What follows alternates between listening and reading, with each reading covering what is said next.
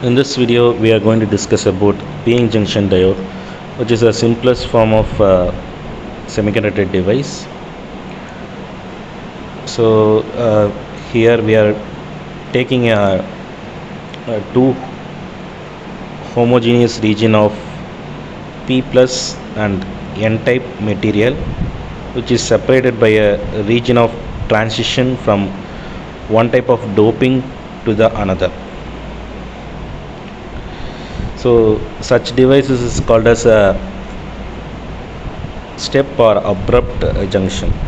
So here the p type material is formed by doping the silicon with the acceptor impurities such as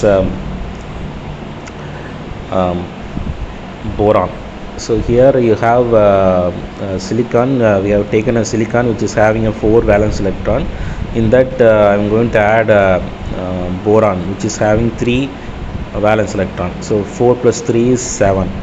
So in order to make it 8, it requires 1 electron. So that is it is called as acceptor ions. So this will result in the presence of the hole as a dominant. So in p-type material, majority carries hole. Similarly, silicon with the donor impurities such as phosphorus or arsenic is added. 4 plus 5, you have 9 valence electron, which creates a n-type material. So 9 is 1 excess electron you are having. So this is able to donate the 1 electron.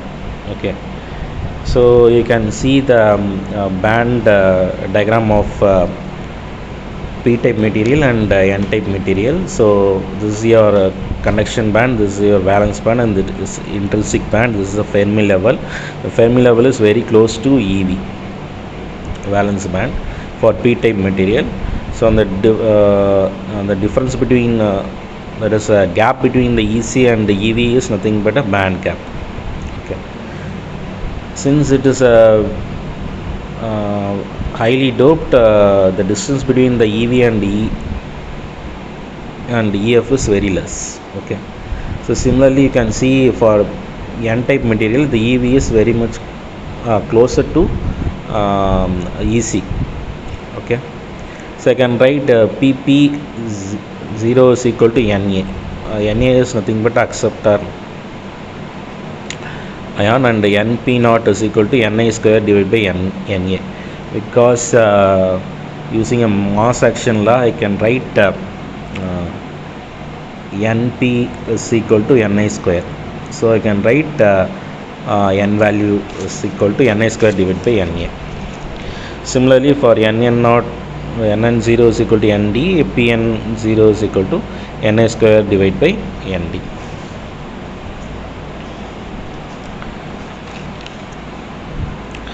So if I bring the p and n type closer, which causes a large concentration gradient at the boundary. Okay, so what I'm telling is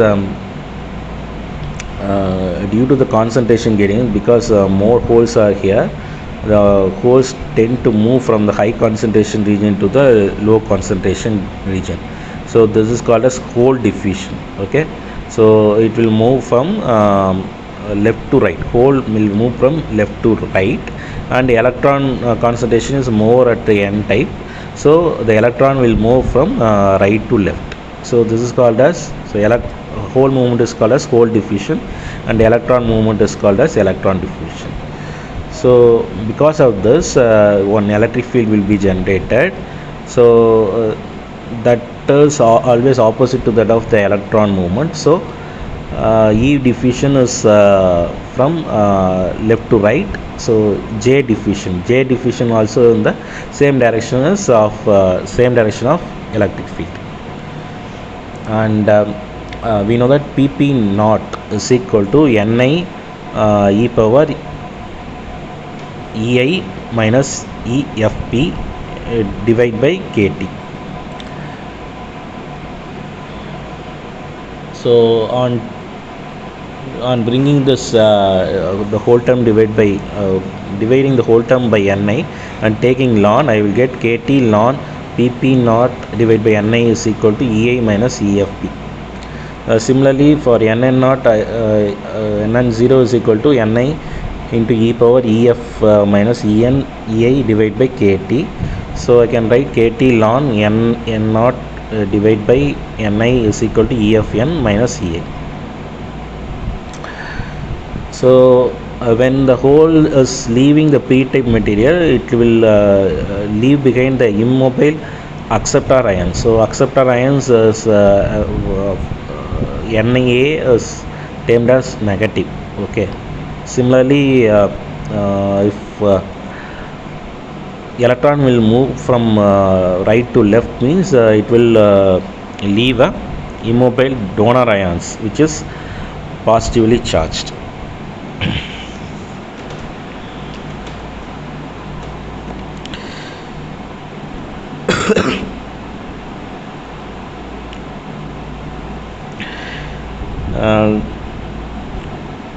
So you can see positive charges built up on the n side of the boundary, and negative charges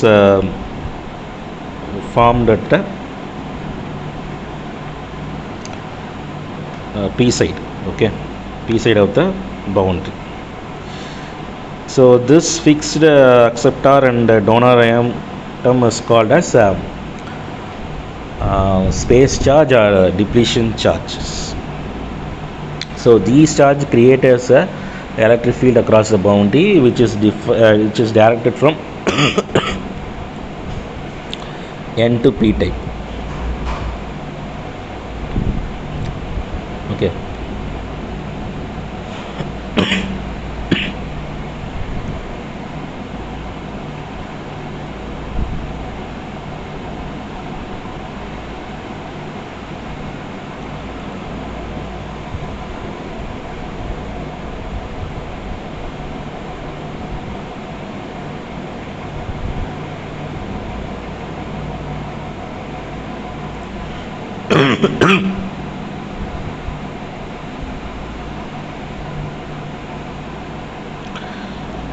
Sorry.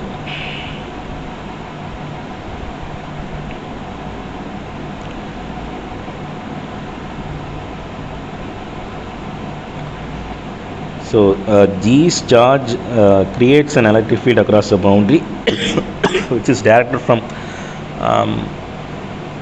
N to P type, and this field which will counteract the diffusion of the holes and electrons, because it causes the electron to drift from P to N type and the hole to drift from N to P type. Okay. So under the equilibrium condition, these depletion charge sets up an electric field such that drift currents are equal and opposite to that of the diffusion current, and therefore the resulting net current is 0. Okay.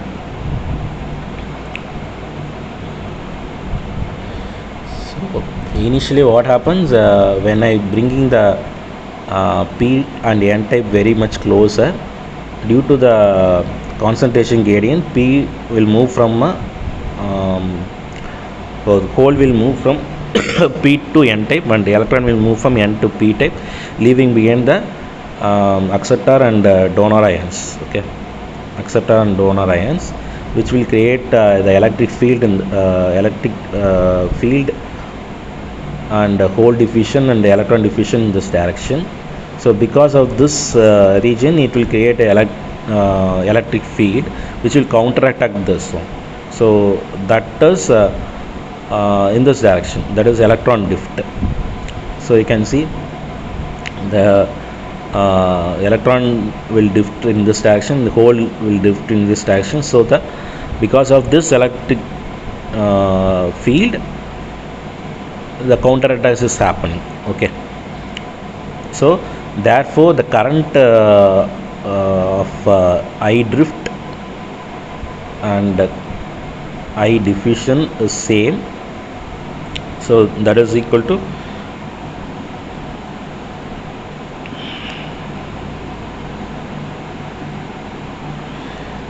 so the net current which is flowing through this region PN junction is 0. Okay, so let me assume this at P type and this is the N type. So near to this is your junction. So at this junction you have minus Q Na, right? This is minus Q Na, and this is Q Nd because it is positive charge. Okay, X represent the distance. So this is a minus xp and this is xn. So I can write, if both are square, so I can write qnd xn is equal to qna xp. So I can cancel out q. So this is your first equation. Okay, so using a Poisson equation I can write del square V is equal to minus rho by epsilon. So del V is equal to integration of minus rho by epsilon. So we know that electric field is equal to minus del V. So I can substitute this here. So I can write E is equal to integration of rho by epsilon. So on integrating this this graph, I will get this graph. So square of, if I integrate, I will get triangle ramp signal. Okay, I will get ramp signal. So I will get this one, and since it is going to the positive, it is going to the positive direction. And you can see I have since it is highly doped, this distance is very much less compared to the xn. Okay, so how to derive how to get this value? I can get this value by finding the area of this one. So what is this area? Minus q na into minus xp divided by epsilon. Okay, so since this value is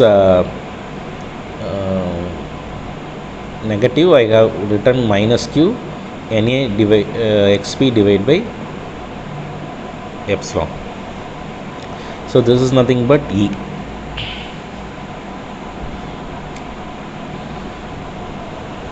So I can write W is equal to Wp plus Wn, where Wp is nothing but kT ln Na divided by Ni plus Wn is kT ln Nd divided by Ni.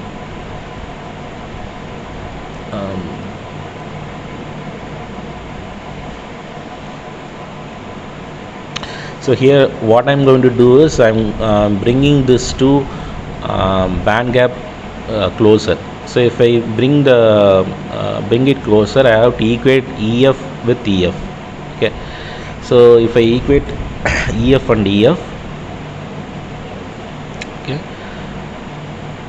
this I am moving upward, or this I am moving upward. Okay, so I will get this is nothing but your P type, and this is nothing but your N type, and this is nothing but the space charge region. Okay, or depletion region. So what is the width? The width is nothing but this is your width. Okay, and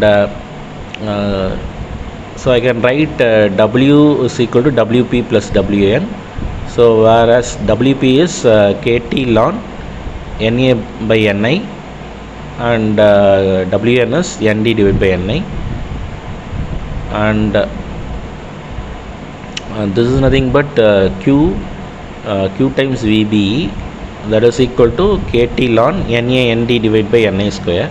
So I can write Vbi is equal to kT by q ln Na Nd divided by Ni square.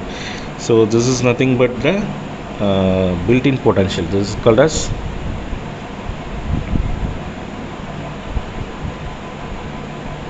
built-in potential, where this V, I can write it this one as Vt, where K is a Boltzmann constant and T is the room temperature, Q is a charge of your electron, which is obviously 26 millivolt at 300 Kelvin. So this is the value.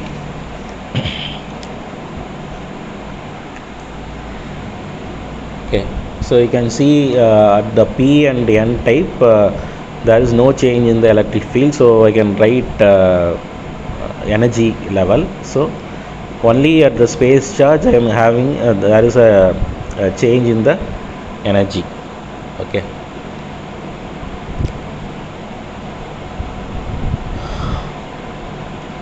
So next I need to find the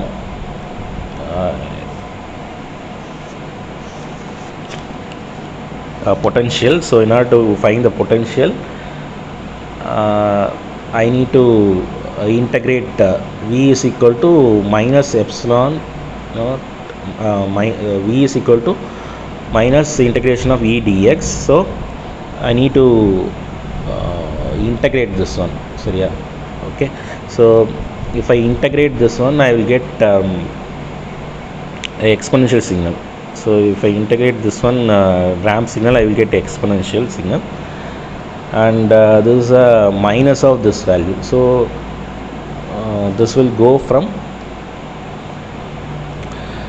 minus xp to this value, and we can find the value of V.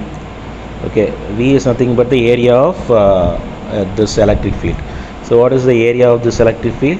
This is nothing but a triangle signal. So 1 divided by 2 into height into distance. Okay, so that is nothing but xn plus xp.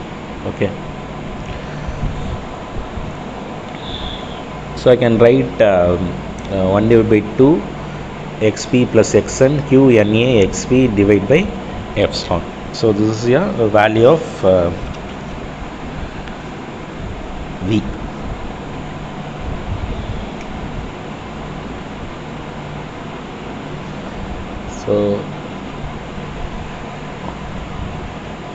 So we know that W is equal to xn plus xp. So from the first equation I am going to solve xp. Instead of xp I am going to substitute nd xn divided by na. Likewise, instead of xn I am substituting na xp divided by nd, taking the xn common, and I will get xn is equal to wna divided by na plus nd. Likewise, xp is equal to wnd divided by na plus nd.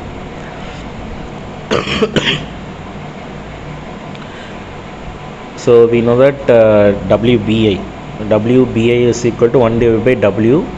This is nothing but 1 divided by W Q Na xp divided by epsilon.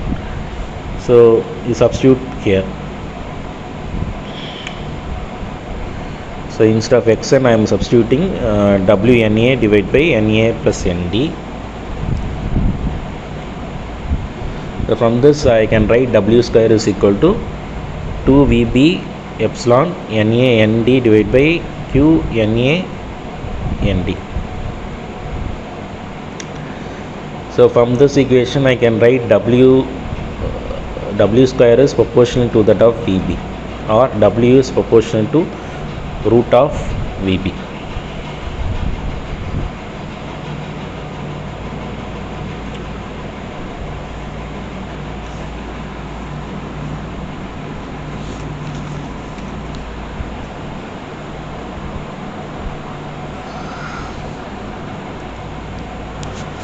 So this equation I can modify it like this.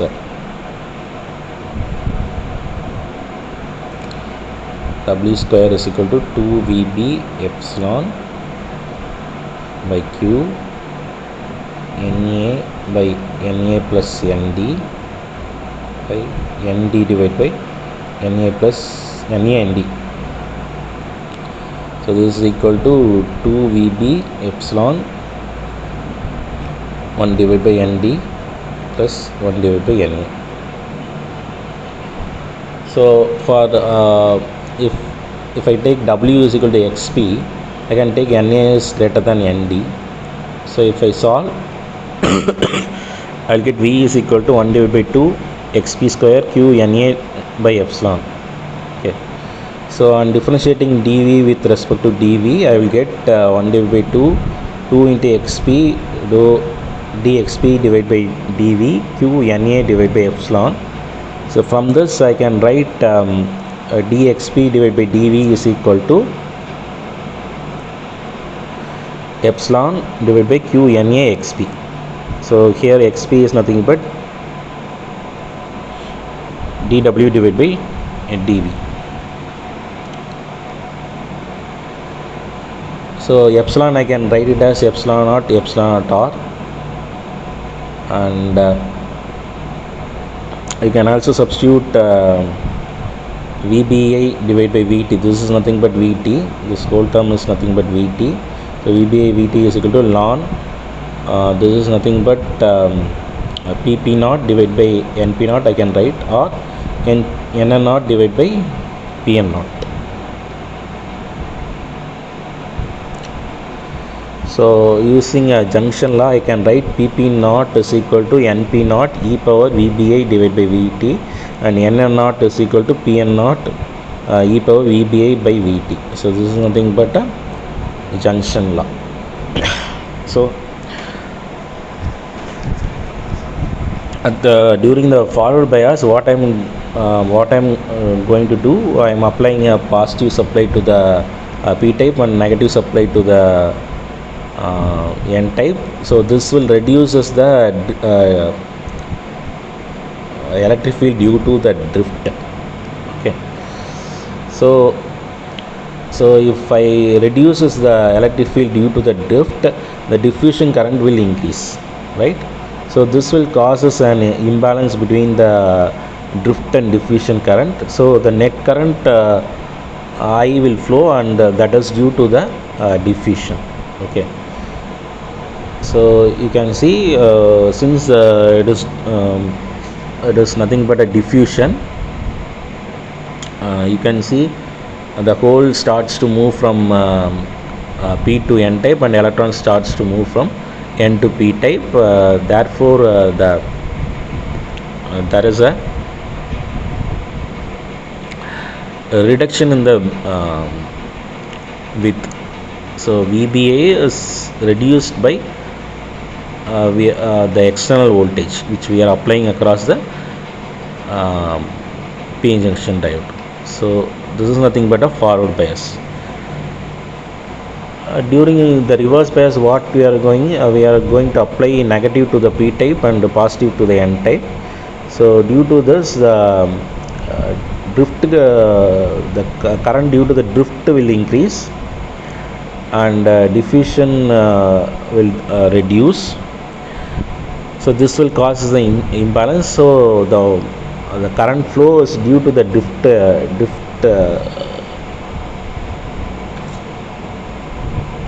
and you know the operation of the exactly opposite that of this one, right? During the reverse bias, what will happen? This will become Q VBA plus V. So the width get increased, and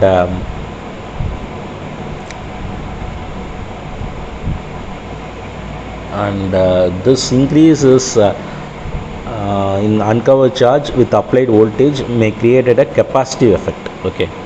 So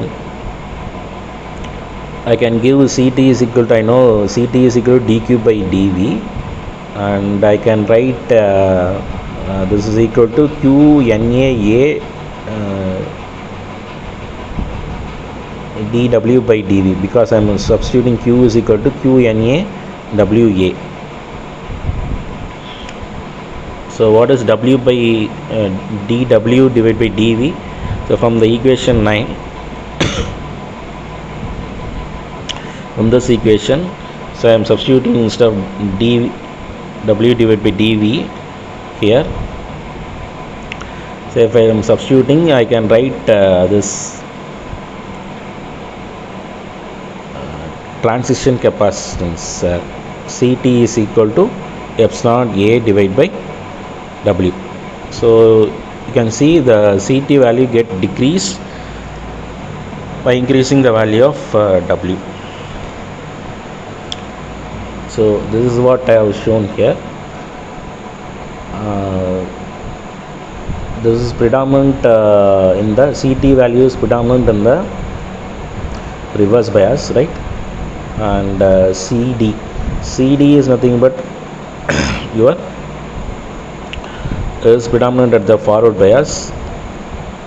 This is nothing but a space charge capacitance. So this high value of CT is used in the high power diodes, and this property of voltage variable capacitance with reverse bias appears in varactor, varicap or volt cap. The CT value is around 20 picofarad under no external bias. So the CT is also called as space charge depletion or parallel plate capacitance, CT.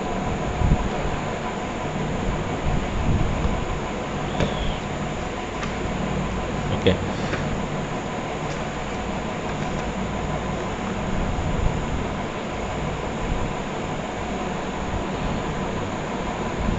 So CD is nothing but a diffusion capacitance, which is nothing but during forward bias we have. So CD is equal to dq divided by dV. So I can write q is equal to I is equal to q by t, q by tau. So q I can write it as tau id. So we know that id is equal to, this is our current equation, e power diode current forward bias equation. So you substitute this value. So on differentiating, I will get CD is equal to tau id divided by nVt. So this CD is proportional to that of e power v by Vt.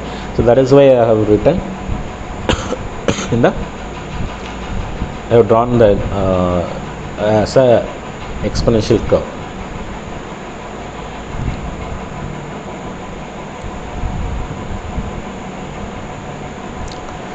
So this is for the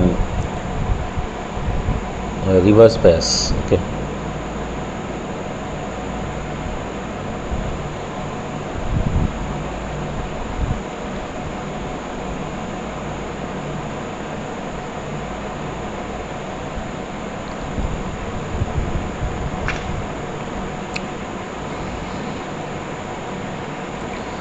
So we know that I is equal to I naught e power VBI divided by nVt, that is in